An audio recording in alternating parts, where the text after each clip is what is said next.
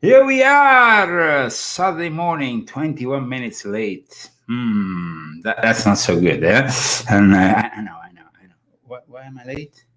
Because you're late. Okay, that's Because okay. you have to make all the content. I know. So I don't say anything. Okay. I just did. The Leozagami show with Leo and Christy Zagami. Welcome, everybody. Saturday, the May the 7th, to say it the American way, or the 7th of May, saying it the English way, 2022. Welcome, everybody.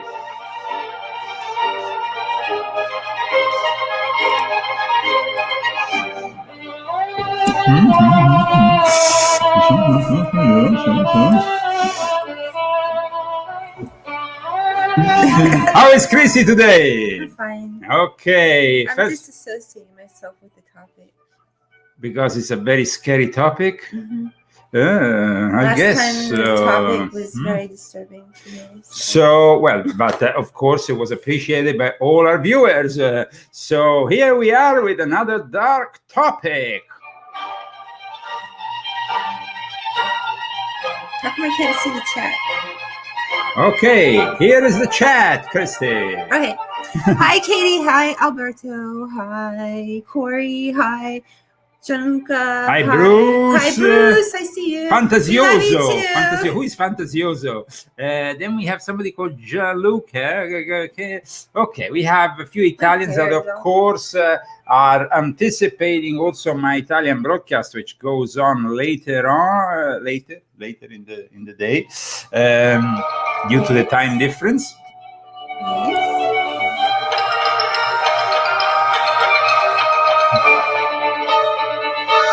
Okay, so how did I decide to talk about today's topic?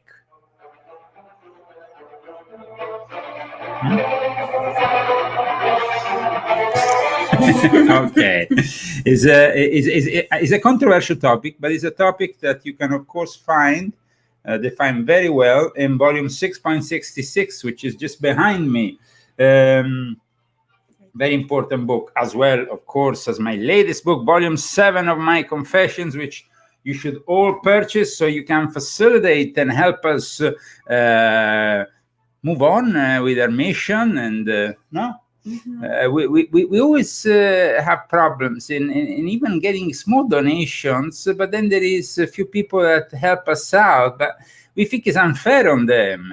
So you should all participate with a small donation of some kind towards the Leo Zagami show.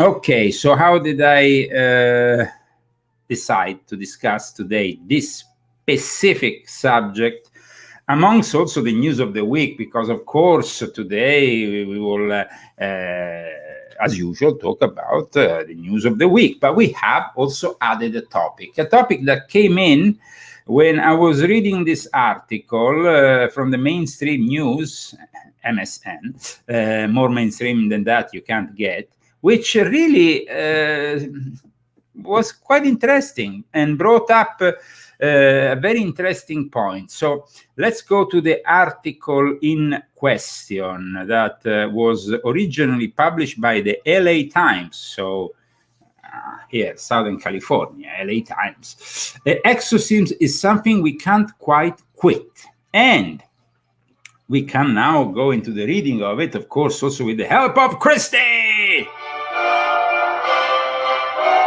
Okay, so I will start, then you can carry on.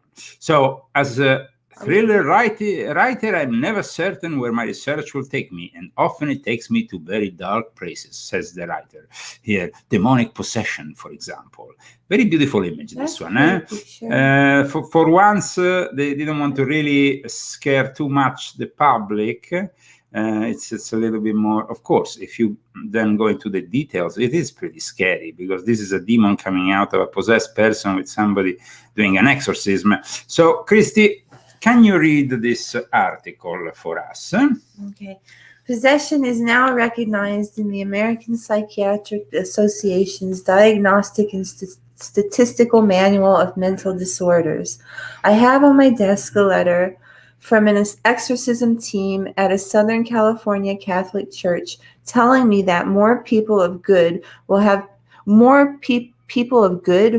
been experiencing various forms of spiritual attack since the onset of the pandemic. And don't you remember that was one of the things I said right at the beginning of the pandemic, Christy?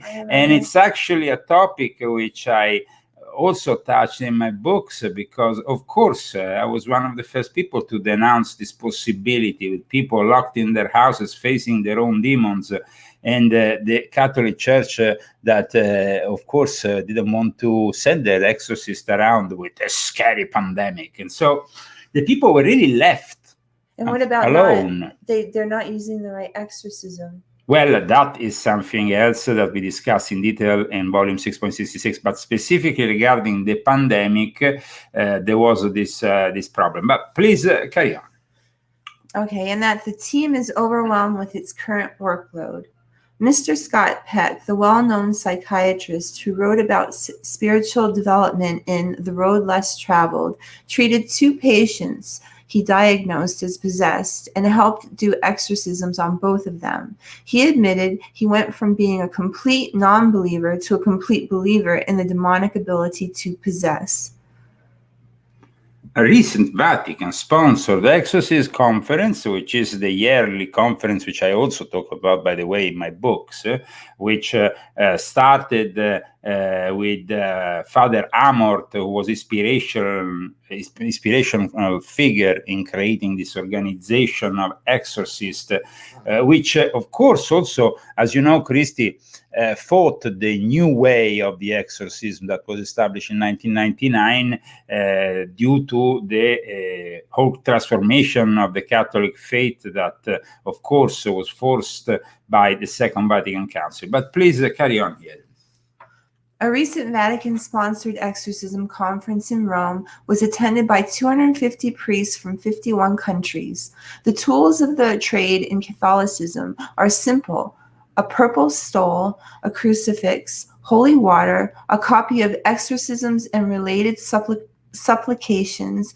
Most Catholic exorcisms these days take place in a church office with the possessed sitting in a chair. Modern medical practice agrees that physical well-being and mental well-being are intertwined with the spirituality.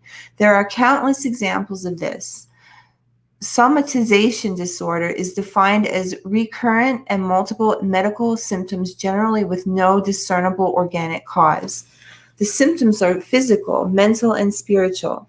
A fear survival response to emotion and psychology, physiology. Integrative medicine is the combination of treating mind, body, and spirit, an alternative to traditional psychiatry. Psychoneurology bridges ancient wisdom with leading-edge technology to pioneer an entirely new paradigm in healing and wellness, according to its accreditation board. Sorry, guys.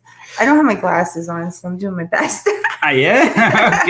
Okay. It was kind of all blurry. Okay, so for those people who have not read this book in particular has, of course, the secrets of the rite of exorcism, and the secrets also of understanding the 4 stages of demonic possession.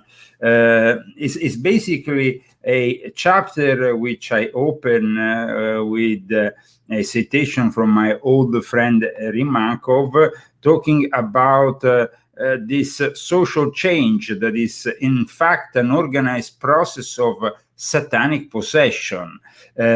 This is and that is really the problem here. The Catholic Church itself tried to sabotage their own exorcism, the Roman Rite, in 1999, and that happened really when one of the most known exorcists here in the US died. I'm talking about Father Malachi Martin. So that is also a very weird coincidence, no? coincidence. Now, I have really tried in my book to not speculate on a subject like this, so to also give some scientific opinion regarding the difference between a psychiatric, so-called psychiatric illness, and instead the possibility of a partial possession, and then, of course, deeper levels of possession. And I think that, I mean, I haven't, of course, reread my book in a while, but while I go through it, I'm quite impressed with the work. Must have been inspired, of course, by the Holy Spirit. Now, it actually talks here about the annual course on exorcism that was mentioned by the article that takes, of course, that is held at the Regina Apostolorum Pontificum Anteum in Rome. And I think that is very important in today's show to discuss this subject because, like I said, at the beginning of the pandemic, and let me go a second, I mean, I can actually see if I can find it very easily here because it is on my website, that right at the beginning of the pandemic, I tried to discuss this subject. And so, what do you think about this subject, Christian? And you know, of course, that I was the subject of various exorcism. I discussed this topic very much with you in private often. There's pretty amazing story of what you went through. You went to Egypt. Yes. That is also something that I talk about in my book here, because it is about really fighting the evil that was casted on me by this Satanist, and it was a pretty strong battle, let's say, no? Mm. Now, I've talked about, like I said, about this subject in my on my website, trying in some way here to put this article, to show this article to our viewers. In the meantime, welcome to the Leo Zagami Show, 34 minutes after the hour, wherever you are. We operate in Pacific Standard Time, but of course, and why are people more possessed during the pandemic? I mean, there's different reasons for that. Well, first of all, they did something they shouldn't have done, which was closing the places of worship of all religions. So that is already facilitating. Now, it seems like everything they tried to do since the Second Vatican Council in the Catholic Church was to facilitate the possibility for the devil to mingle in worldly affairs. Now, this was a warning from March 2021. Palm Sunday warning. Pope says the devil is taking advantage of the pandemic. He finally realized that, and he said it. And of course, the advantage that the devil had during the pandemic was that people were locked up in their homes, and they couldn't really do anything to go out. And so, and they were also, like I explained in this book, the interaction with modern technology is not always a positive one. And some people get dragged into the demonic, maybe, I don't know, going on certain sites. They can be occult sites, they can be pornographic sites, they can be all kinds of sites. And of course, this facilitates then the opening of because you have to open yourself somehow to the demonic. The demonic just doesn't come in on its own. It's either invited, like, of course, by a conscious evoking of it. That is a different matter, because that brings to the realm of controlled possession, which is more a realm to do with Satanists and occultists, and it's a completely different matter here. But then there is the unconscious welcoming in your life of something truly evil that maybe, and the fact that a lot of people don't even believe anymore in the possibility there is a Satan, there is a devil.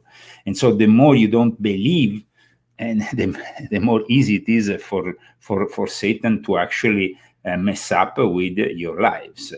So please share this video, first of all, aside from putting like, because we really need your help to bypass the constant censorship that we have. And of course, we hope that you can maybe relate to your family and friends the fact that we are still broadcasting. I've been the subject of extreme censorship, 15 channels removed up until now, starting from October 2020. So at the eve of the elections, and then it just went on and carried on. And years of work disappeared, but at the same time, we decided to persist on this platform because other platforms don't have the same reach. I mean, we of course have a presence still on BitChute or Rumble. And of course, we are on Facebook because Leo Lion Zagami in America page has always been there all the time. And so we welcome people also that join us from Facebook. Of course, our Sunday, tomorrow is Sunday, it's a special day. It's Mother's Day, no? It's a very important day. I hope you will all spend it with your mother. I unfortunately can't, because my mother is back in Italy. I might not even be able to ever see her again. Maybe one day halfway through, maybe in England or somewhere, as I can't go back to Italy. But we are, of course, here discussing a subject of some importance because it's connected, of course, to one of my bestsellers, which is this book here, volume 6.66. And in this book, I explained exactly the differences between the previous rite of exorcism and the one that, of course, is the one that is encouraged now by the Vatican since 1999, but not encouraged by Father Amort, who was inspirational to modern exorcists, because he didn't believe that the modern form of exorcism in any way was actually able to exorcise the people, no? Who, of course, at times go to the Catholic Church hoping that they can get exorcised, or they go maybe to other. I mean, I myself personally was the subject of a Catholic exorcism, but then I also was a subject of an Orthodox Coptic exorcism in Egypt, and as well as an Islamic one. I experienced various forms of exorcism because I think that exorcism for people who do a spiritual battle is like a form of cleansing. And so this cleansing, of course, has to be done in an efficient way. When I did the Catholic one, I did it with a traditional exorcism. In these pages here on my book, I explain exactly the number of words, the number of signs of the cross, and all that changed between the old form of exorcism. So it's obvious that in some way they have been trying to sabotage the original rite, which seemed to have been very efficient. Then, of course, I published in the English language the whole original rite, just so that people can really have an idea, even if, of course, then the language that we use usually is Latin. It's very important. But like I said earlier in the show, it's very important, demonic possession or mental illness. This is a very important topic. I've studied many books on the topic. I had brought one here. Those are the other ones. Yes, where did he put it? Because I had it somewhere. Yes, No, these are from the thing. okay. Seems like we are missing something here. Did you bring it in the bathroom? Because I think it's over there. Okay, let me see.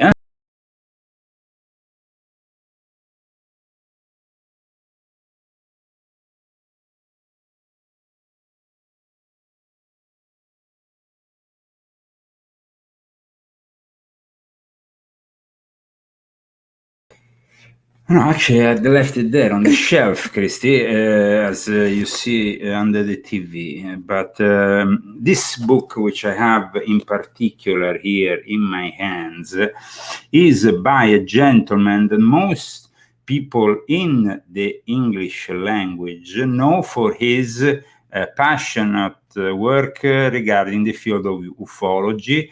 He was a friend of the late Zachariah Sitchin. He himself is deceased. Corrado Balducci. Now, this book is a very rare book from the 70s, but he used to be an exorcist before he went into ufology. That was one of the things also that I talked about when I did my famous interview with Project Camelot back in 2007. And this book, I think, is one of those books that gives you really an in-depth, and it's also is very scientific in its approach, as well as of course the historic elements of it. But it really gives you the difference between the demonic possession and the psychiatric illness, and it does it. Of course, here there is all kinds of images of possessed people, and of course stories that are very macabre, as it usually is in the case of demonic possession. But like I said, unfortunately, this book is no longer available. It should be translated in the English language. I'm sure it will make an excellent book for the exorcist of today, but maybe in the future. What I'm thinking of doing, as I have so many books on the subject of exorcism, is basically to do my own book on the subject of exorcism, really, one day, because I think, but though I did it in a way, because I think volume 6.66 is already that book, maybe we can give even more elements regarding one of the most important and underrated subjects of our era.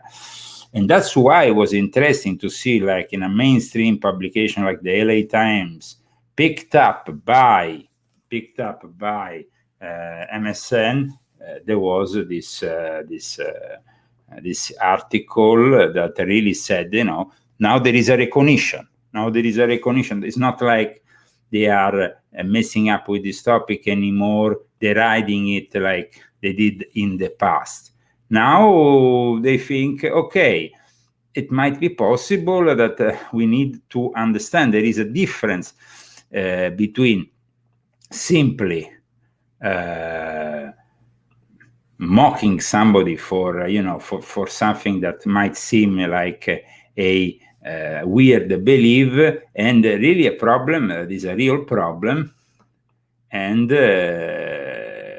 a real problem about our own health, because the thing is that the exorcism is done on people that, because also they've been subject of this possession, they're also at times fighting some serious health problems. Now, let's go more into this article, Christy, of today, because I think that we can find some interesting elements here. Okay, so here. The 1973 movie The Exorcist, based on William Peter Blady's novel, fictionalized the real-life exorcisms of a 14-year-old boy. The final exorcism was done by a Jesuit priest in 1949 at Alexian Brothers Hospital in St. Louis. Afterward, the room was sealed up. The boy got married, had a family, and a long career. He died in 2020, having never spoken publicly about what happened. So this element here of the story it was a boy, not a girl, actually, in the real story that was picked up and then translated into a book and a movie. That, of course, was very successful. And by the way, it was fictionalized, but they had on set the presence, constant presence of a Jesuit who was actually also acting in the movie. I explained this in my book, volume 6.66.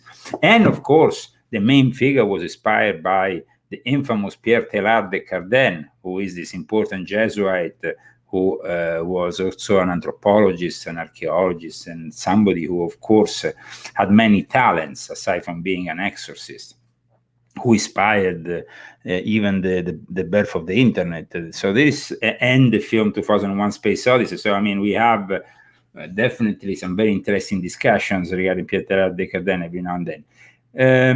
Let's move further, and of course, exorcisms were secretive then, hidden, denied. But today, exorcism is mainstream. You see, exorcism is mainstream today. It's kind of going mainstream. Catholic exorcist Father Vincent Lampert, an Indiana priest, is on YouTube. So is Monsignor, and licensed psychologist Stephen J. Rosett, Diary of American Exorcist, among others. Some priests conduct exorcisms by cell phone. The Archdiocese of Washington's website includes a request an exorcism. Yeah, request an exorcism form. Well, I mean, it's quite incredible how it has changed. You see, the whole situation has really changed, and since, of course, the beginning of this whole let's say frenzy about exorcism, which was triggered by the book and by the film, especially The Exorcist. So exorcism by cell phone, I don't know about that really, but having said that, you know, do you always have to have, like, can you exercise yourself? Well, I mean, exercise yourself. Like well, I mean, if of course, so that is a different matter. If you have a very strong faith, maybe, but it's of course something that I mean, it's not recommended, because exercising yourself, you and depends also by the level of possession here you have, because I mean, I'm sure that's possible if you have a weaker form of possession, but it might be very difficult if you are even moving things around, and so we have forms like telekinesis and other paranormal activities surrounding you, and it might not be possible.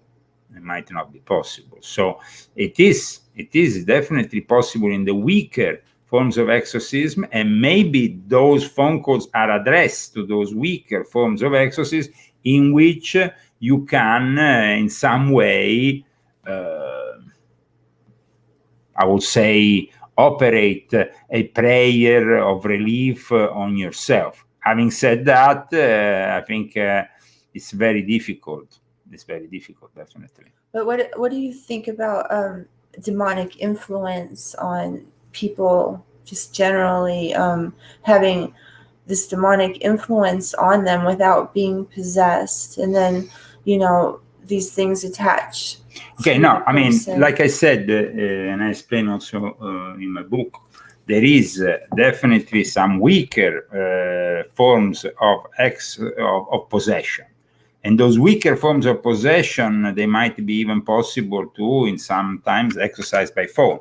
Here, in fact, I wrote in my book, Exorcism by Phone. Remember, this book was published in early 2019, but everything we have seen then happening from the beginning of the pandemic seems to be pretty much happening. Now, here I've wrote about it, and I said that, of course, we have a more traditional way of approaching also the subject of exorcism, and a less traditional way. But I'm more inclined, of course, to approach it in the traditional way, so to speak. We are not here discussing some incredible conspiracy theory. There is a reality in the problem of possession, especially in modern society, in a society that is in a way being manipulated and basically put in the hands of the enemy. The legion of Satan is growing and is able to do more damage now than in any time of history, due to the weakness of our society, but also, like I said, the pandemic, the closing of all the Catholic churches, but of churches of all denominations, the synagogues, the mosque, every religious institution was closed down. In a way, the fact that you didn't have the opportunity to go to a church even, because going and participating to a mass, a service of any kind, is always a minor form of exorcism, or even an exorcism, you know, receiving the blessings. That's why then you have in those more tense possession cases, their hate for the religious and the sacred that becomes evident. They can't just go into a church. They can't even see a cross. They have a very bad affliction, and the cases of demonic possessions and the disturbance of their emotion is then interacting also with the religious symbols. So I think that the analysis, I like the fact that with Balducci there is all the various disturbances that you can have, and then going through these various you know, the fact that you have tactile disturbance, the smell, you smell strange things, or you start having hallucinations of various kinds. And the hallucinations, of course, are also part of this demonic takeover. So today we are, then you have disturbances in the attention span, in the way you're thinking, in your intelligence, that gets weaker. What do you think, Christy? I think also the fact that they did all these rituals and opened up all these portals, like we talked about in our last show, it also facilitates the problem. But there is also a problem with the drugs. Yeah, and alcohol. That is another problem, which of course I talked about very much in my book. The problem is, you know, when you are using drugs today, especially very strong chemical drugs that screw up your brain and open portals to the demonic. But even cocaine opens portals to the demonic. I mean, watch what has happened to, and we can say that this is really a testimony, no? Johnny Depp. You're going to say Johnny Depp. Just now, because, I mean, it is. I mean, watch this individual. He is a very successful actor. But like we said also in the past, I think here, I mean, he stayed too much in part with some of his roles. That is a form of possession. And at the same time, he has opened himself from a very young age to the use of substances that, of course, then can really facilitate this demonic possession. So Johnny Depp, poor guy, it's definitely, I mean, look at how he acted. So, I mean, hallucinations are often, you know, they happen to people who are also on drugs. Yeah. And so there is, of course, different kinds of hallucinations. I mean, the possessed individual can claim he's hearing voices. Of course, when you see somebody who is talking a language he never spoke before, or several languages he never spoke before, and he is he has an adverse reaction to any kind of religious symbol. And at that point, you can say the guy is genuinely possessed. You know, I mean, that is definitely something that there is a diabolic forms of infestation, like you said before, no? That maybe they have participated to a black mass, they have interacted with something dark. But even, you know, even playing a video game can really bring you into the demonic realm. And it's something that people don't think it's, no? And they've commercialized the Ouija board for kids. I mean, like, well, it's always been made by, you know, a game company that makes all the games. So then they make it very innocent, like the Ouija board, you know. Yeah. They think kids think it's a game, and then they get on there and they have problems. So it's better not to touch any Ouija board. Now, the problem is, of course, the difference now that you have between mental illness and demonic possession. Now, if you remember, when this is incredible and it happened, I mean, this is like one of the most far out things that happened in my life, really.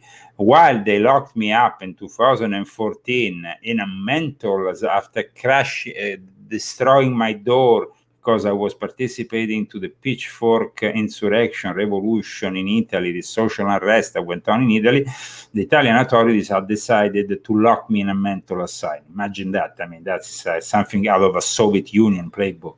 But Christy knows very well that in that place where she was coming to visit me daily, a black man arrived from Africa who was possessed, who was literally bouncing off his bed, and it was like, how was it, Christy? Well, he was supposed to share a room with you, and your mother, she just like really, when she heard that they had put him in the room with you, she really got upset, and she was like just wailing, and you know, no, she really, like, she might, I don't know, I don't want to say, but in any case, so what happened was that in the middle of the night, the guy was literally levitating on his bed, and what happened is that they didn't put him in my room, thanks God, but what happened was they called me, the doctors, knowing that I had been in the past not only somebody who was subject to exorcism, but myself, I had an experience as an exorcist, because I actually was involved in exorcising people or places. They couldn't reach the local monks, and so they asked me to intervene and exorcise this subject, using also that relic of Padre Pio that I had, which is Padre Pio, is the same Padre Pio. I have a relic of a saint here with me, which is given only to the exorcist, and to use it to fight the devil that was inside this guy. So I went for it. I actually, at 2 o'clock, 1:30 at night, in the middle of a very awkward situation, because officially I was a patient inside this hospital, they asked me, and this is, I don't think it ever happened in the history of mankind. It could only happen in my life. They asked me to exorcise this gentleman, and I recited the prayer of exorcism, using also this relic from Padre Pio. Initially, I didn't take out the relic, so I wanted to see first what kind of effect there was with the prayer I gave. And suddenly, when he started to get really, I took out this relic, and I went into the second part of the prayer, and the guy, and he was exorcised. He was exorcised. He was able to sleep. And at that point, I said, thank you very much, ladies and gentlemen. As you can see, I mean, maybe the psychiatric community has a lot to learn from The Exorcist. So it was definitely a very incredible. And the guy, of course, had been possessed because he had been the subject of that animist voodoo style religions that unfortunately are found all over Africa, and that are part of Africa. I mean, animism is part of Africa. So I don't usually like to tell too much this story to everybody around, but today I wanted to say it because, I mean, it brings me back some very bad memories. I mean, it was really a terrible moment in my life in which I myself was suffering because these people had intervened when they shouldn't in my own life, but I was trying to bring also, of course, a relief to somebody else. And I think that God was happy. Yeah. Absolutely. So it is definitely a war and a crusade against demons. And I'm glad that I've been fighting it most of my life.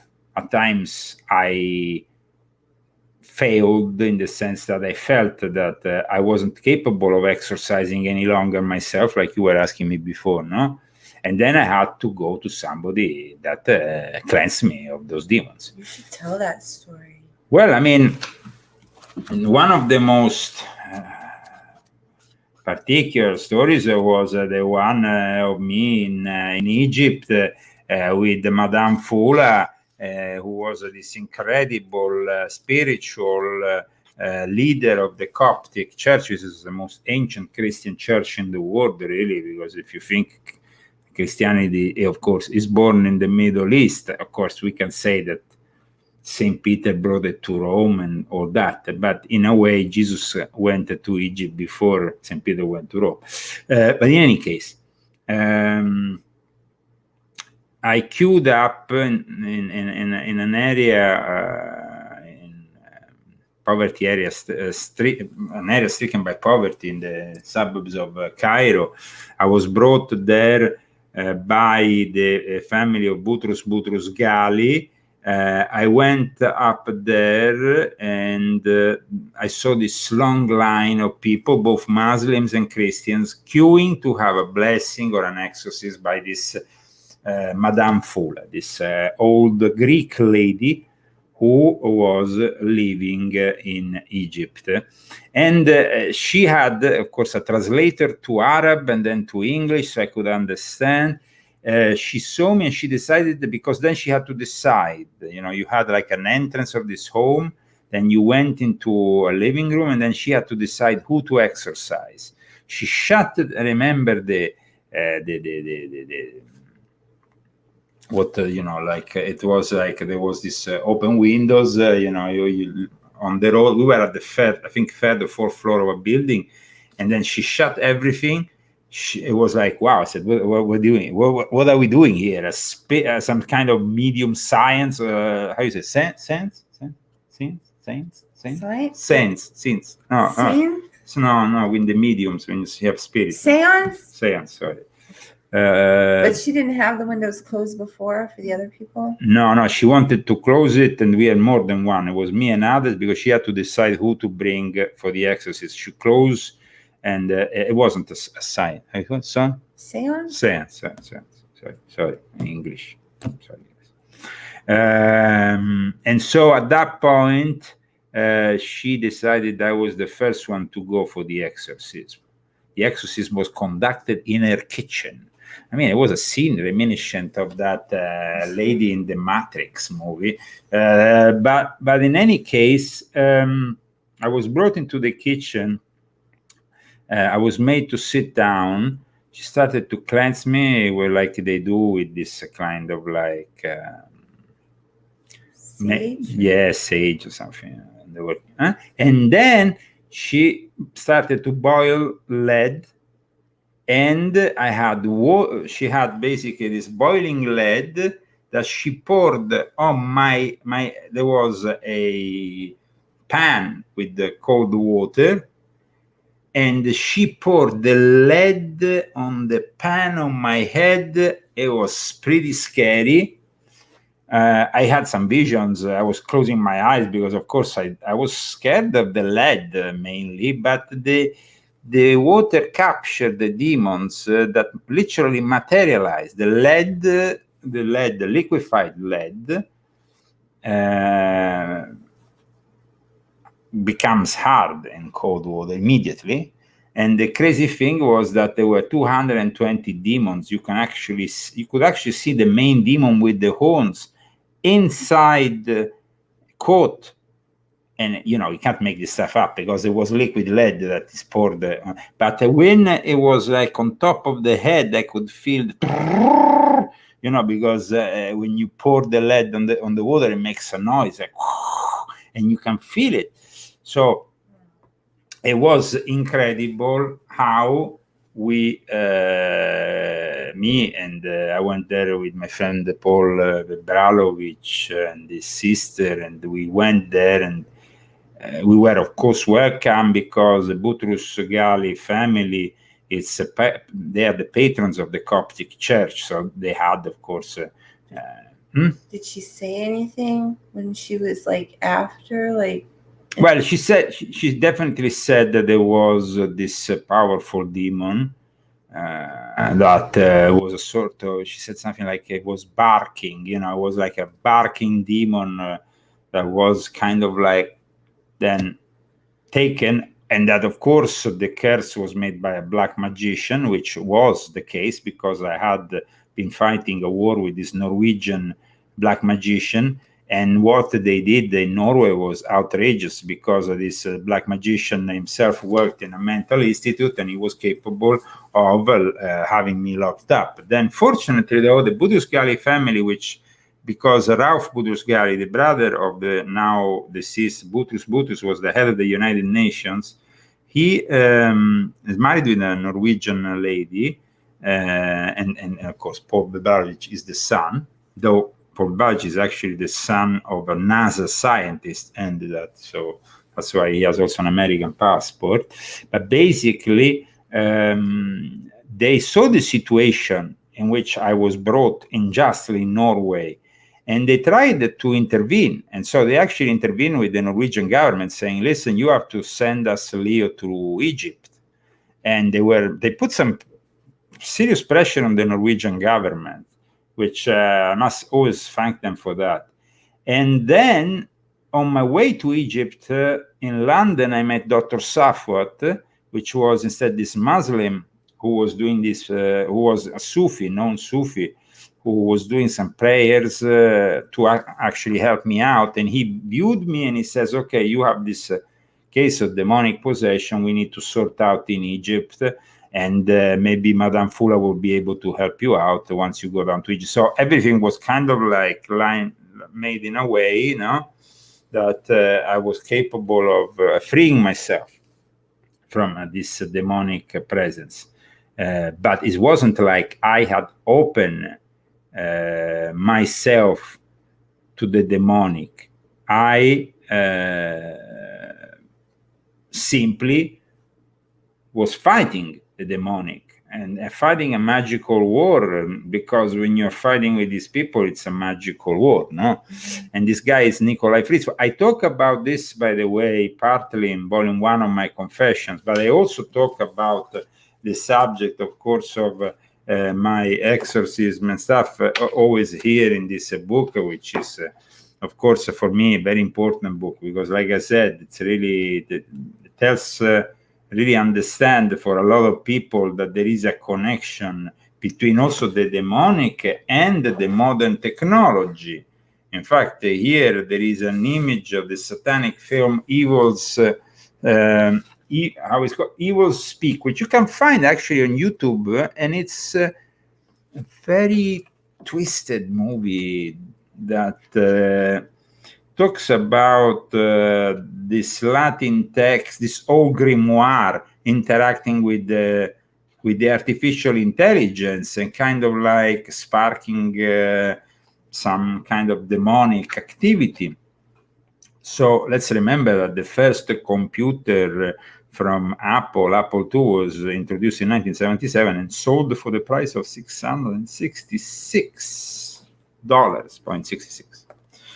Just no. What's that number? Always that number. It's reoccurring at times. It's reoccurring.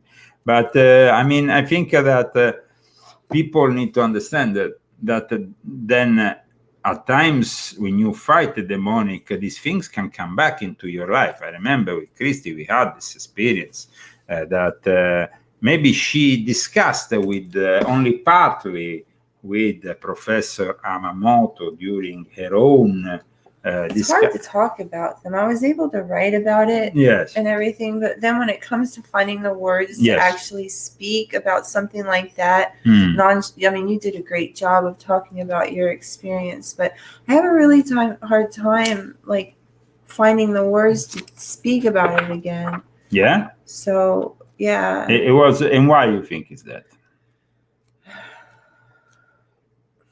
It's hard because, you know, there's a beginning, a middle, and an end to the story. And, you know, you just can't pop in the middle of it and start talking about it, you know. And so, like, during a TV, you know, interview or whatever, it's hard to just, you know, you're talking about something lightly.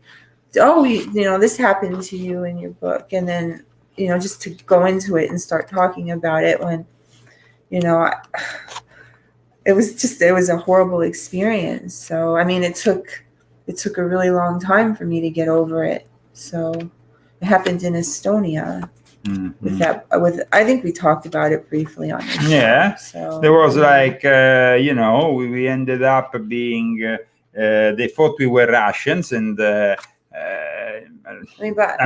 saw things with my own eyes and with my own skeptical eyes that I couldn't explain.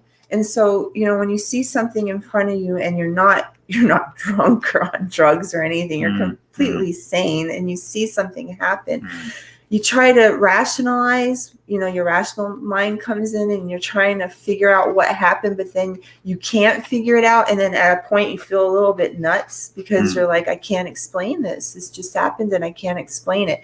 And then, you know, a lot of praying. You have to have good faith.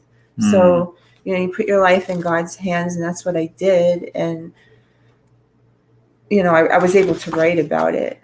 But, yeah, afterward, I just didn't want to think about it anymore. You know, I just wanted to go home. And luckily, it happened in a different place than home. I think if it happened in the house at home, it would have been harder for me to separate.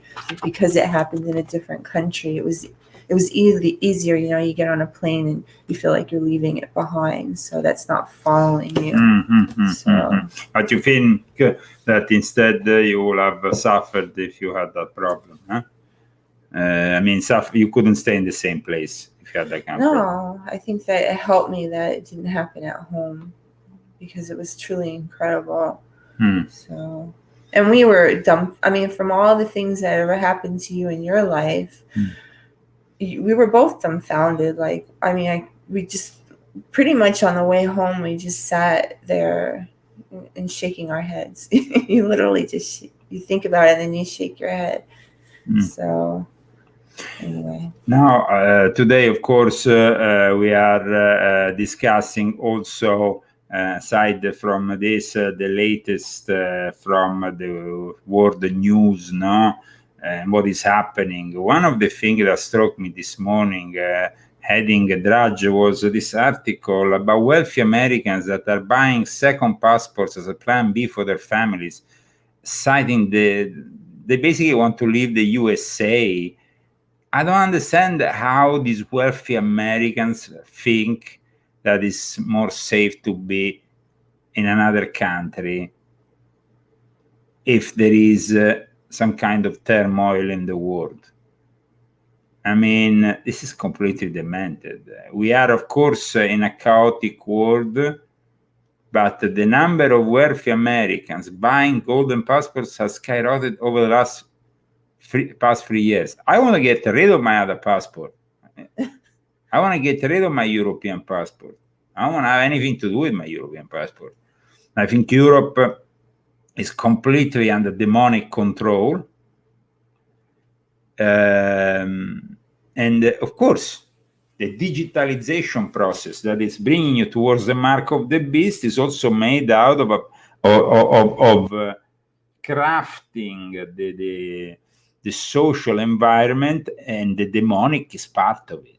So it is, like I said earlier, by citing Eric Manco's Markov's book, a environment in which you have a whole society that is getting possessed. And statistically, of course, mental disorders are often, unfortunately, cases of possessions which are misinterpreted, because that is what happens often. Misinterpreting a case of possession, it's very dangerous, because then you will rely on drugs and stuff that can't ever bring you any benefit. No? So it's actually the best thing to do is to avoid in any way possible and imaginable the fact that you can end up in a mental asylum. No? We are, of course, here in a world that is becoming increasingly unstable, and people, of course, are worried. But then there is also the demonic that afflicts people and makes them even more nuts. That I mean, of course, you have the depression that is natural in a person that loses his job. You have, of course, a depression that is natural, but then there is a moment in which that depression could be used itself by a demonic entity to enter your life. I don't know if it makes sense. No? What about the rise in suicides?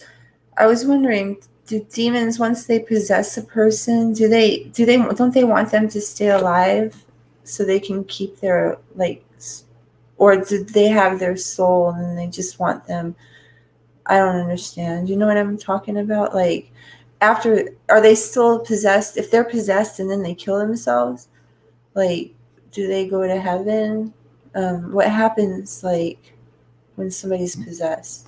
Well, somebody is possessed, he is possessed. He has lost the reason and the lucidity to actually be able to still be in line with God. But it's obvious that you can be still saved. However, what about all those methods you see in the street? Those people are willingly putting themselves in the hands of the devil. They're doing it through a substance, and those methods are the closest thing to really a possessed person that you can have. I mean, when you see them in the street, some of them, I mean, doesn't take much, guys. You just have to go. Nowadays, it's full of meth heads, unfortunately. Southern California is full of them. Here, we are lucky enough that the weather is a bit too hot, but if you go to LA, you can really find them nowadays at every corner. But even here, the other day, I was watching, you have the occasional, when you go, especially on certain parts of town, and it happens. You see these people going around, fighting the invisible forces, moving like, shouting and doing that kind of. That is the sign of demonic possession. That is the fact that they have opened themselves with these drugs. They have opened the portals to the demonic. That is basically what is happening. That's sad. And when I see it, I'm like, I would like to be able to help, but there is, at certain levels, there is very little you can do, and there is a lot of risk that you might take by challenging the demonic. And of course, I will always refer to professionals that exorcists that can, always carry on profession exorcism. Myself, I've used to do it in Italy we did it with Luciano Chandra, with people who really professionally knew professionally. They knew all the prayers even by heart, the Latin prayers and stuff, and they had experience enough to conduct an exorcism. And I was able, thanks to my faith, to conduct these kind of things. This exorcist for the benefit of some people, but also for some places, because you can also exorcise a place. There is also maybe a place that is possessed.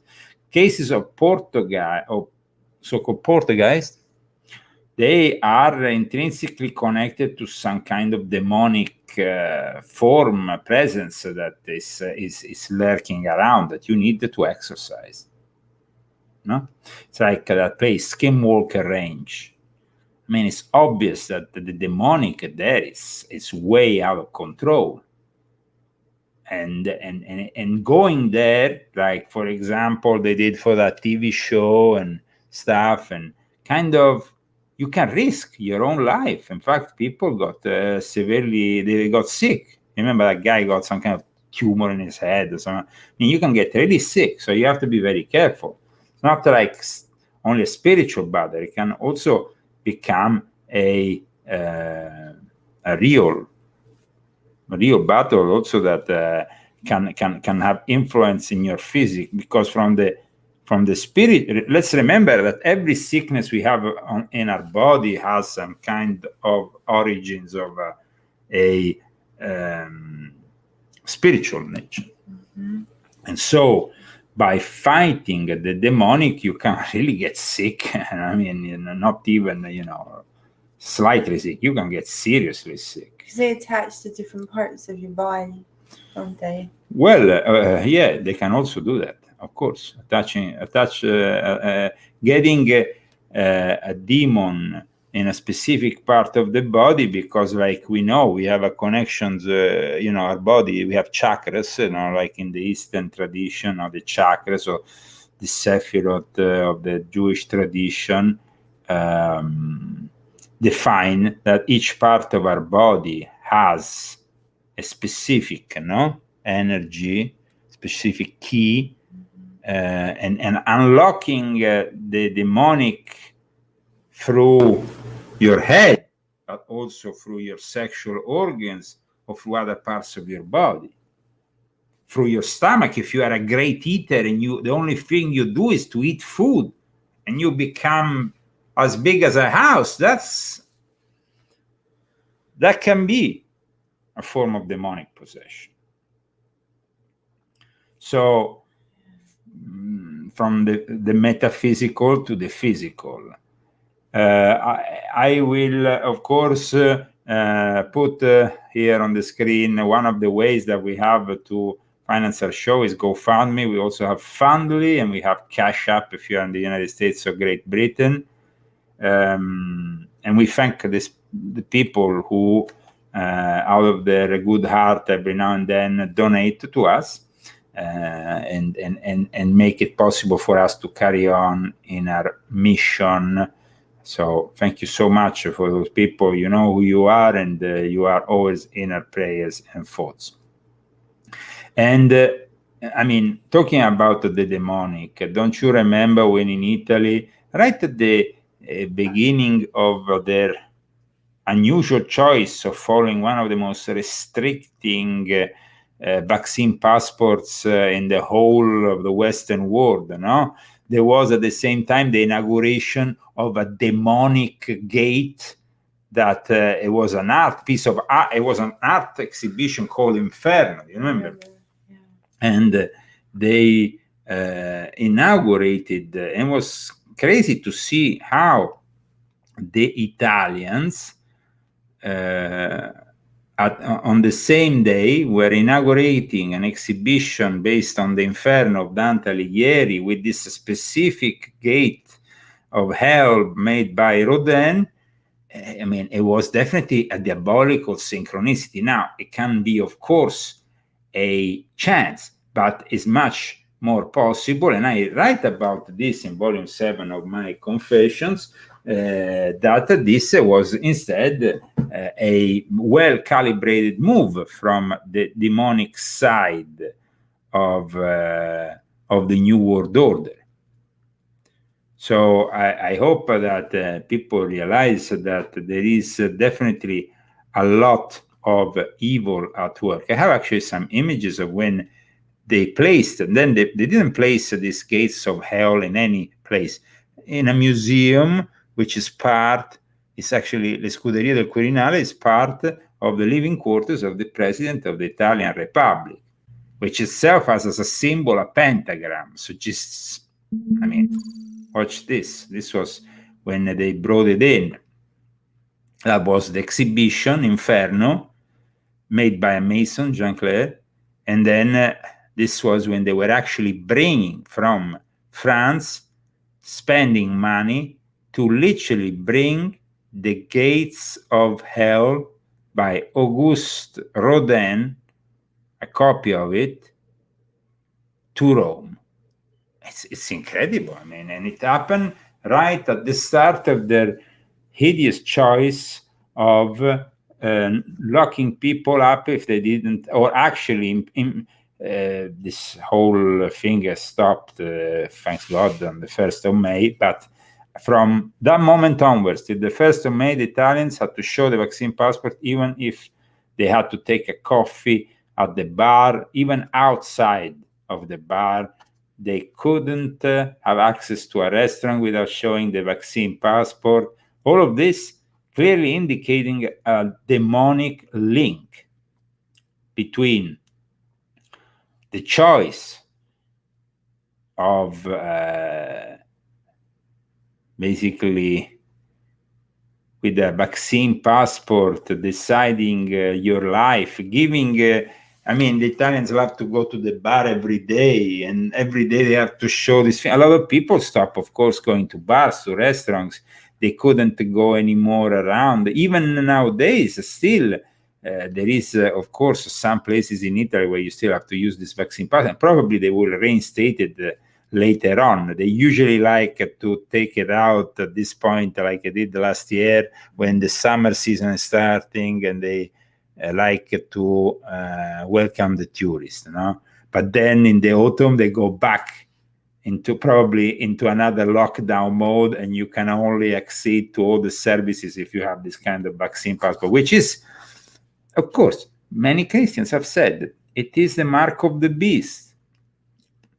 Now, you can be skeptic about that as much as you want, but the fact that you put all your data inside your personal private data inside something that can in the future, in the near future, like already is happening in Sweden, being then inserted in a microchip that is inserted in your body. That is really what the mark of the beast is all about. So you can laugh as much as you want and say, oh, Christian fundamentalists are still saying that this is the mark of the beast and it's not true and all that. I mean, of course, everybody is free to believe whatever they want. Of course, I hope I don't get censored because I give my own opinion, because, we are no longer free to say that this world is going to hell.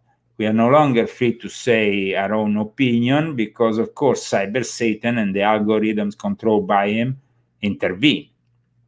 So I find it incredible that for months and months in a country like Italy, there was, up until January, this hideous gates of hell, and at the same time, one of the most stringent lockdowns, and the possibility of only accessing social life through the use of a demented vaccine passport. And so they don't want people, like somebody saying in the chat, waking up to the truth. Absolutely. Thank you so much for tuning in, because today is an important episode, and we would like now to open up the phone lines to hear also about your own experiences with the demonic. I know that it's not easy at times to discuss a subject like this. I know that a lot of people feel like it's a very private and personal matter, but we know that the viewers of the Leo Zagami show will be probably ready for delivering their own testimony, and in this way also help people understand the dangers of doing certain things. So here I put on the screen now the number of our phone, and we welcome all the people who are interested in calling, so they can tell us their own personal experience. Maybe if you want to ask some questions about it, we are of course here for that too. Leo and Christy Zagami, the Leo Zagami show today, May 7th, 2022. We are, of course, with the lines open, ready to take your calls. +1 970 570 577 6369. Sorry. My English today not so good. No? So entry points, you have to be careful of entry points. Yes. So don't open yourself to things like the occult too much. I mean, the occult is, of course, a subject I discuss very much. But guys, is there a difference between watching this show and opening up a book? No, of course. Well, of course, I would suggest that people who study the occult do it by refraining in any way on any ritual attempt or manifesting demons simply by opening some grimoire and starting reciting phrases like thinking that they will not affect them, or just for curiosity. You need to be responsible when you do these things, even these studies and this specific subject. Manly P. Hall, of course, used to warn about the dangers and not to get involved in any way or form. Absolutely, and he was absolutely right. And that's why he was also the mentor of our dear friend, the late Jordan Maxwell. And by the way, regarding Jordan Maxwell, I wanted to show... Is it this? Yes, that thing that I was given, which is very nice. I mean, this is... these basically are some comics strips. How you say comics? Yeah, comics. Comics. Comic books that were done a few years ago, inspired by the work of Jordan Maxwell. That's cool. And there is a very interesting material here, and they're very rare. Apparently, they were done, I think, in 2008.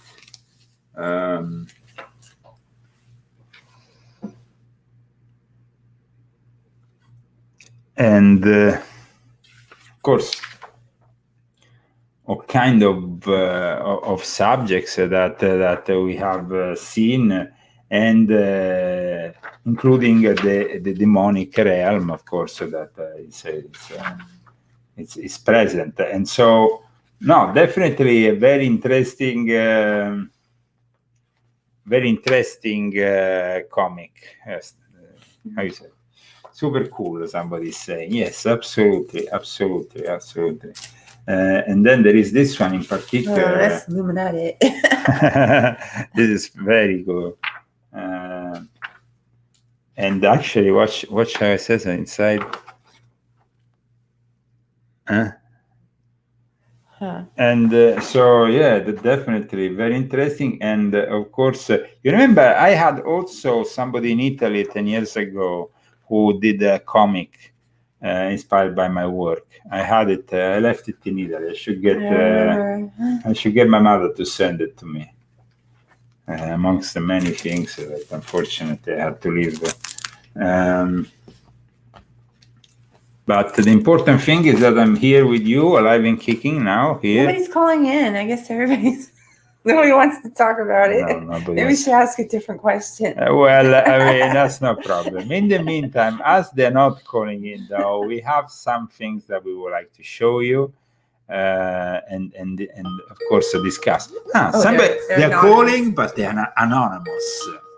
Welcome. So, where are you calling from, and who are you? Hey guys. Hi there. Do you want to stay anonymous? Hey Leo.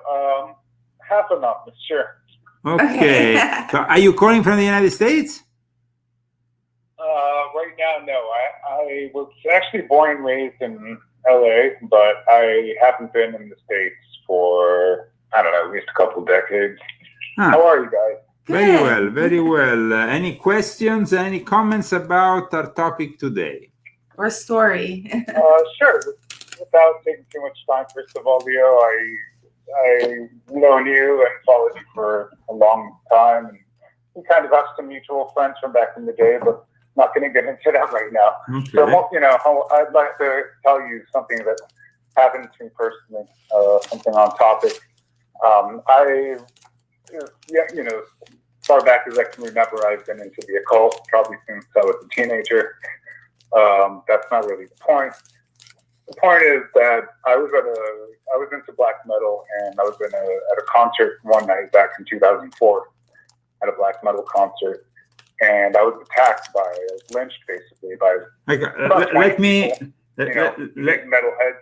Yeah, let me just say to the people who are following us with this black metal, well, we are talking here about very dark form of music. Actually, some of it comes out of Scandinavia. Norway in particular had some of the best or worst, depending on the points of view, black metal bands ever. It also led to the burning of several churches and the killing of a band member. And there was a lot of controversy around that.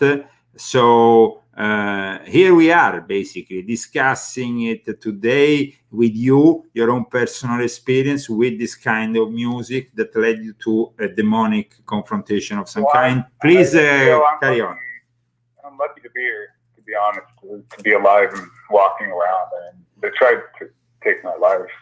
And it's funny because a close friend of mine, my best friend, he took his life a year later when he was 25 years old. But a close friend of mine, he told me he had a dream of it, of something like a circle of people in black around me, beating me.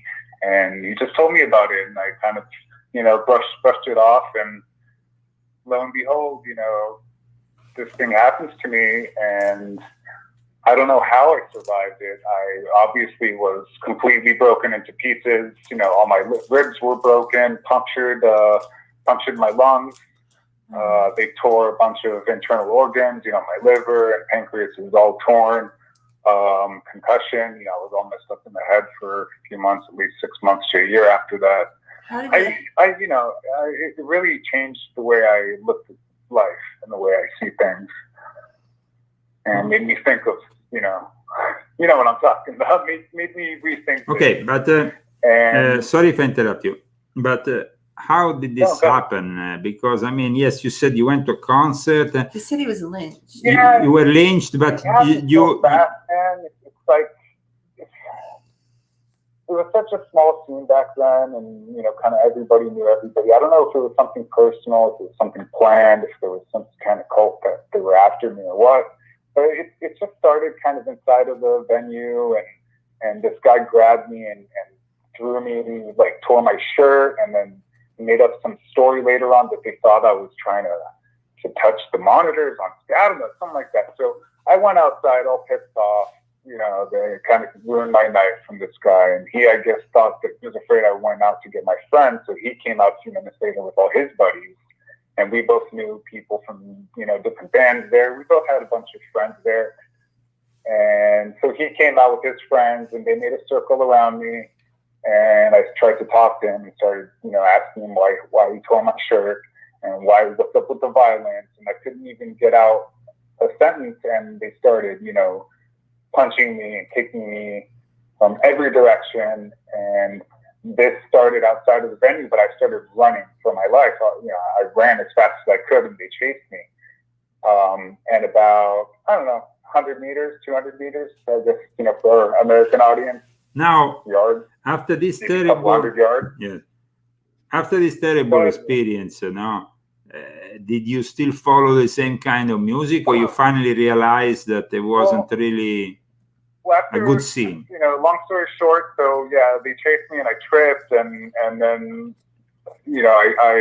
I lost consciousness, and the rest I was told after. But can you repeat the question about the music, or about after this experience, did you then sever your ties with this music scene that, of course, was deleterious? Well, the scene, yes. The music itself, to me, it's so much more than music. It's it's a way of life. It's like a religion. But don't you feel like the music, in particular, the black metal scene, and the music is filled with a frequency that is deleterious, and that pushes people to a certain kind of aggressivity, no? Because you were subject to it.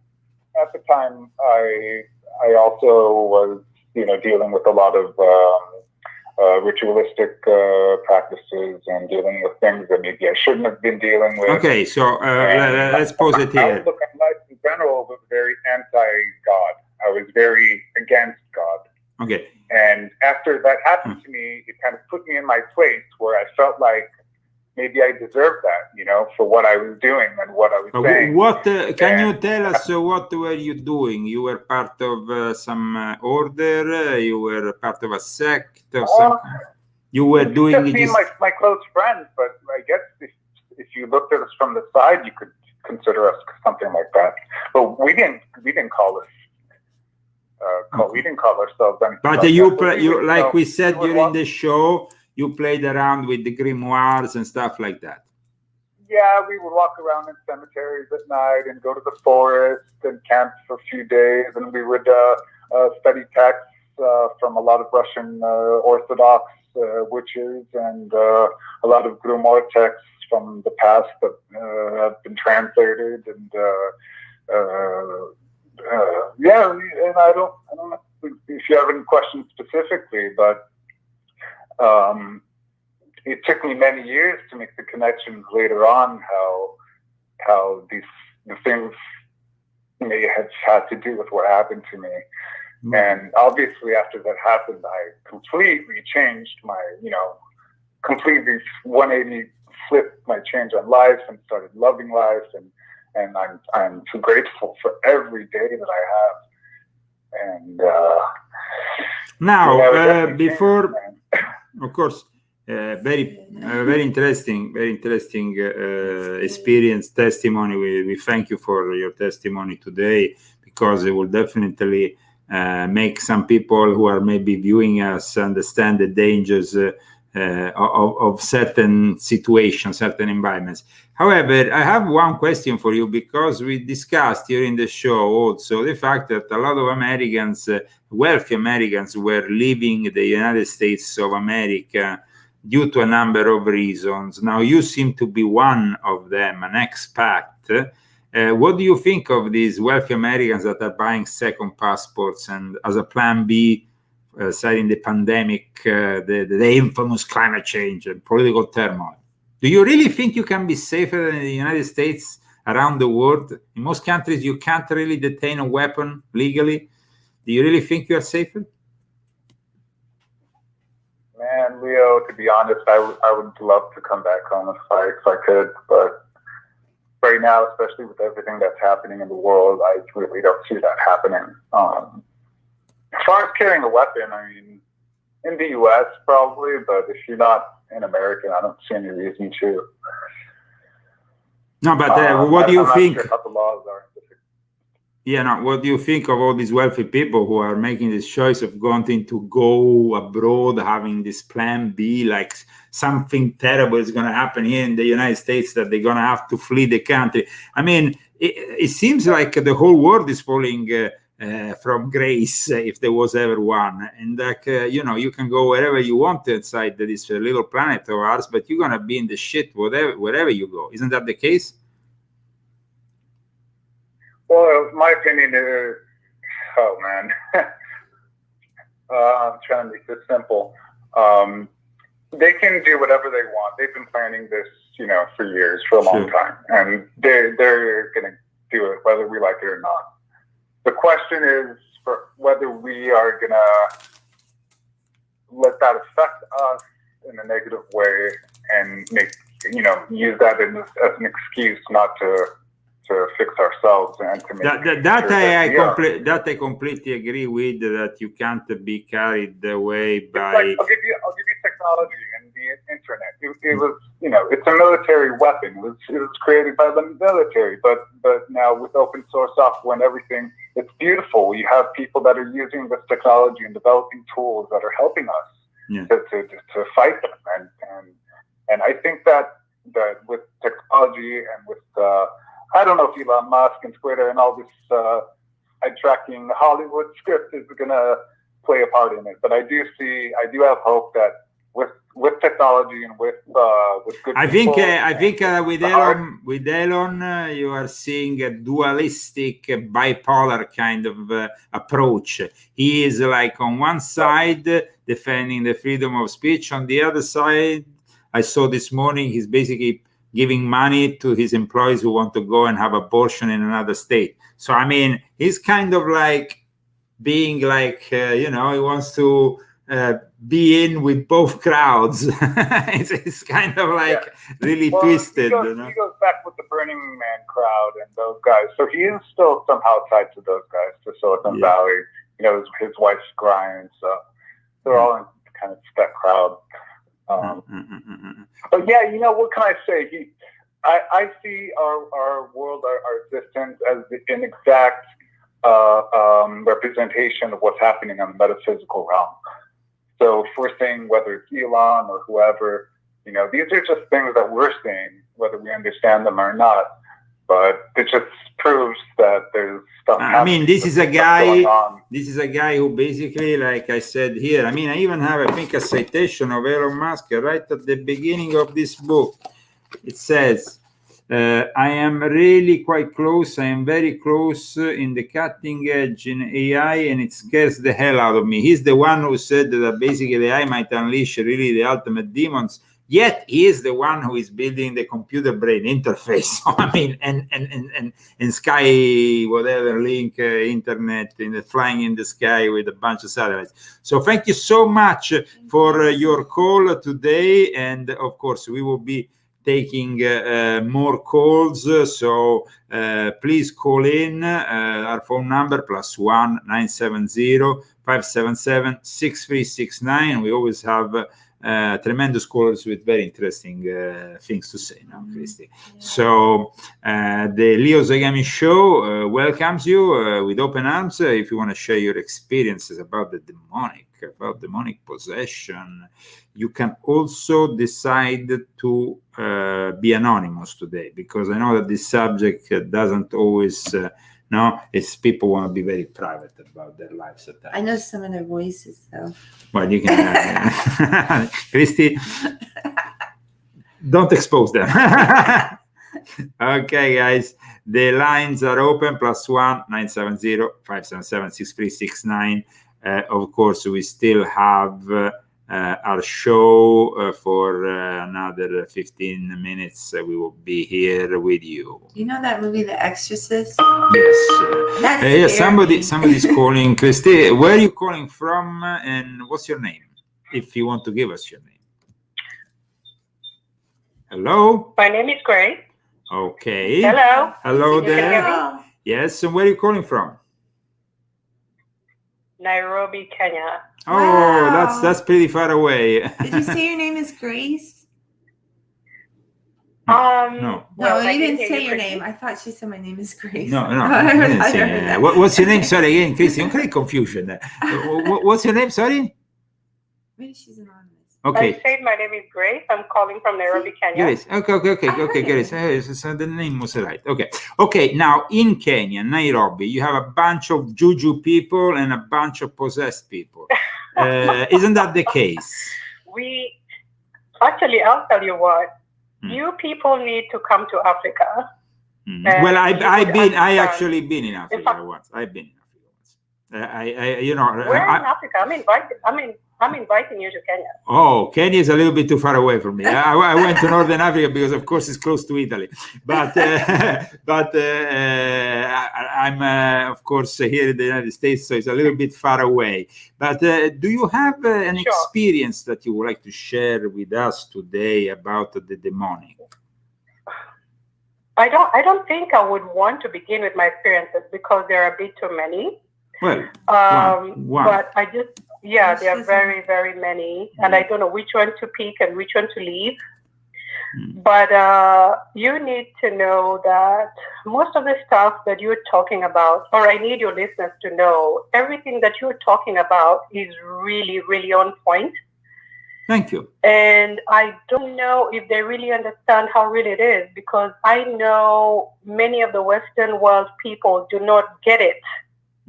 They do not understand that these realms you're talking about are real. and they are actually portals that are openable, and people can interact with very strange entities, and there's so many things that go on. I mean, in most of Africa, you would hear it's Jesus plus something else.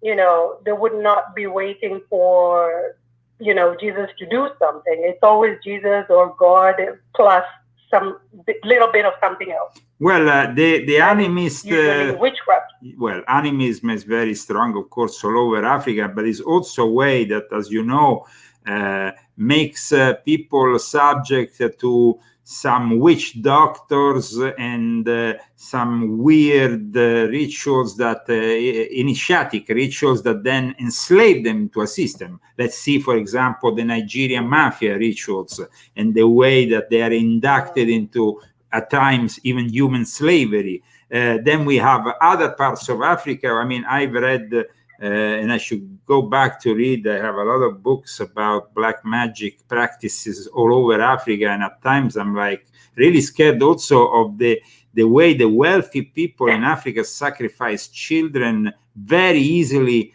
to accomplish goals of some kind, and I'm sure you can confirm that. Absolutely. But yeah, a experience, even one that you can share, because I know that a lot of viewers, especially because you're calling from Africa, and Africa is full of this stuff.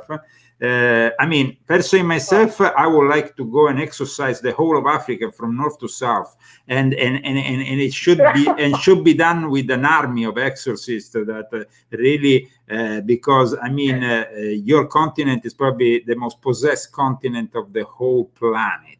And I mean, without counting, maybe not. Maybe we still have China, South America and all that. I will say you still have China, because China is like a land of its own where there is no God, and that is like really scary too. And of course, you mentioned the South America, because there's a big influence also from the African animism in South America, Santeria, then you have Ifa, you have a lot of things. Yes. So you have basically a lot of that unfortunately arrived also in South America. So what can we say to the viewers today about defending themselves? What is the best way of defending yourself from all this evil? There is no other way other than by prayer. There is no other way other than prayer. I remember one time I was in bed, and I was just laying there, you know, dozing off and coming on, and just, you know, trying to whisper prayer here and there, and then I fell asleep. And suddenly I had, in the course of the day, I had prayed for a woman who was having issues in her marriage, and I just didn't understand what it was. I just threw myself into it and thought that I could help her. And here I was, just in and out of sleep, in and out of sleep, and suddenly I fell into a deep sleep. And these strange things just came to pick me up, like not my body, but my soul. I was laying in bed, and I could watch myself being pulled out through the window. And I'm just calling out for Jesus. So you were in that moment, you know, help me. In that moment, you were subject to a sort of sleep paralysis. In that moment, you couldn't really move, or you could move physically. I couldn't move. I could not move at all. Yes, sleep paralysis, of course. Yes. Exactly. So I'm busy calling for help, and I'm seeing myself going, but I know my body is on the bed, but my window is going, my body, my soul, whatever it was going out of the window. Wow. And so how you stopped this? After a short while, I suddenly slumped back into my body, and I said, "Oh my goodness, what took you so long?" You know, and then I just had this question. Who sent you there? You know, like, why did I go, you know, looking to help somebody else who I did not even know a history about? So it was very strange. And I thought, you know, we are all supposed to be praying for everybody, and we are all supposed to be helping everybody. But I discovered that, you know, there are places you can go and there are places you cannot go, because there are people who have decided to entrench themselves into certain entities and situations that, you know, other people are not strong enough or, you know, grown enough to be able to bring them out. But for me, in my ignorance, I was thinking, well, here I am, I'm a Christian, I can just pray for her and I will just, you know, be among the team that's praying for her to help her out of a situation. But in the meantime, I was praying for her, but whatever it was she was going through, looks like maybe she hadn't done enough, or I don't know, I can't judge her right now, but whatever it was she was fighting came to fight me. And they were coming for me with a vengeance. I tell you, they were not one, it was not two. If I show you, if I could even put an image of how they look like, it's so scary that even when I talk about it right now, I shake. I feel the chills in my body. But people should not entrench themselves into these kind of things because they are very, very real. And the thing that just boggles me is the Western world does not see it. They just need to. I had a it's mostly the problem who just never believed anything about witchcraft in Africa ever. And this and guy, I told him, you just need to be in Africa a little longer and you would know. And who was this person? A theologist? Sorry? Excuse me, you hear me? Hello? It seems like the line... Hello? Sorry? Yes, sorry, the line went I down. can hear you. Yes, I was asking you, who was this person? A theologist? Somebody who didn't believe? Who was this person? Somebody who didn't believe? You were talking about... A lecturer. A lecturer. But I went to theology school, and this was one of my lecturers, a very strong Western, you know. And he didn't believe and he didn't believe but in all this. He never believed anything at all, you know. And all the pastors in my class, because I was the only one who was not a pastor, he just did not believe all the things that they kept on telling him. It was so comical, you know. And we always that is a big problem. Walk around Africa. No, that is a big problem. In the 70s and 80s, I mean, after the Second Vatican Council, the Catholic Church started to change. And I remember the 70s and 80s in which, of course, the Exorcist movie was all over the place and people were watching it, but always with a lot of detachment. And you couldn't really talk about exorcism in the Catholic Church in the 80s because nobody will even admit it existed. So, I mean, it was like, but what do you mean it doesn't exist? It's on, you know, and so they were trying to always refer to the fact that, no, it's a very rare thing that the Vatican takes on board the exorcism. Nowadays, like we just read at the beginning of the show, the whole thing is going mainstream, you know, and the fact that, of course, they have...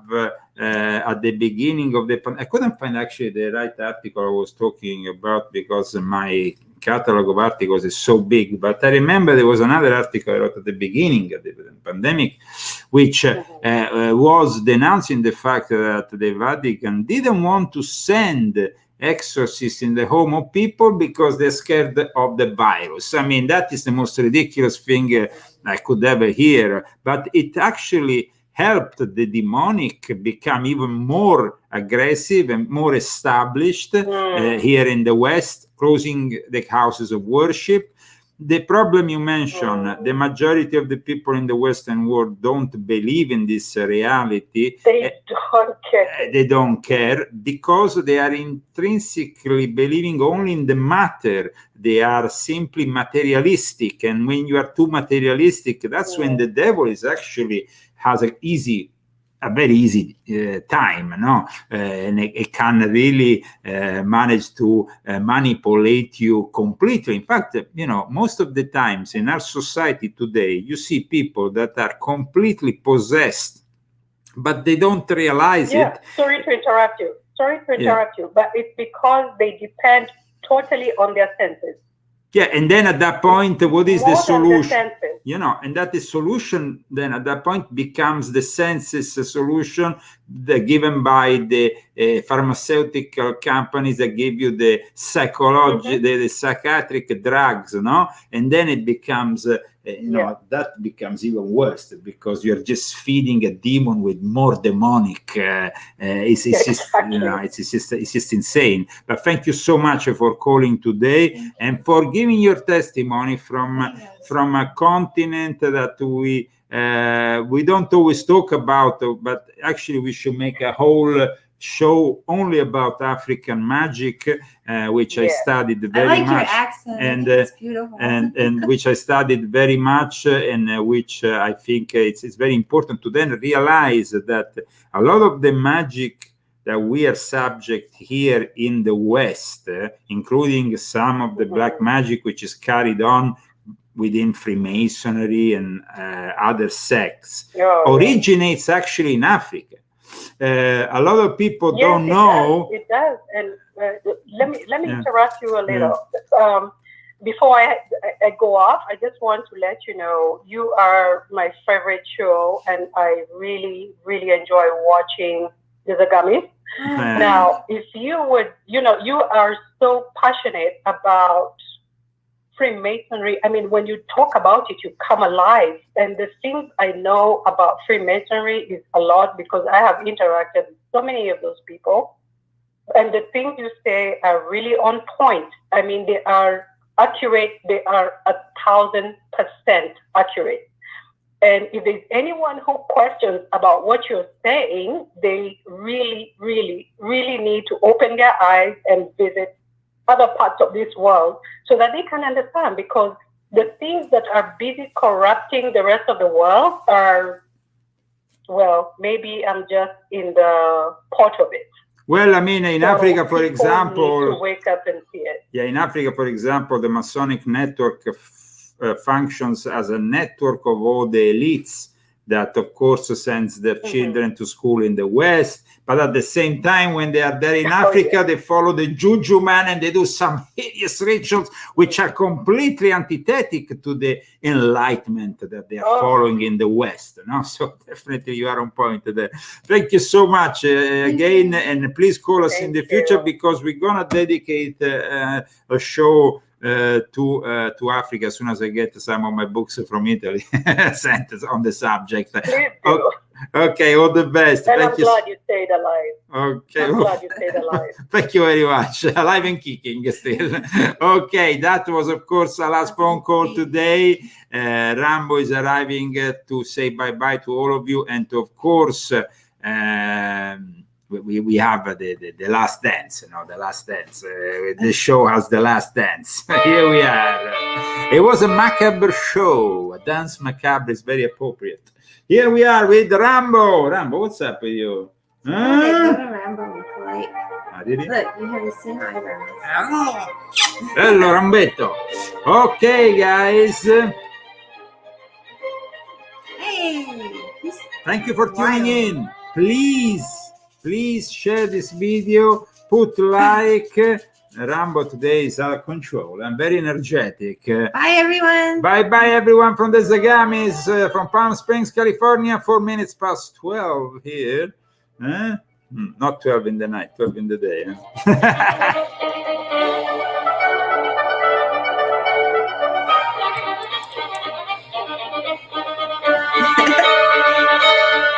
And if you want to know more about the subject of today, this is the book on which most of today's show was based on, volume 6.66, The Age of Cyber Satan, Artificial Intelligence, and Robotics.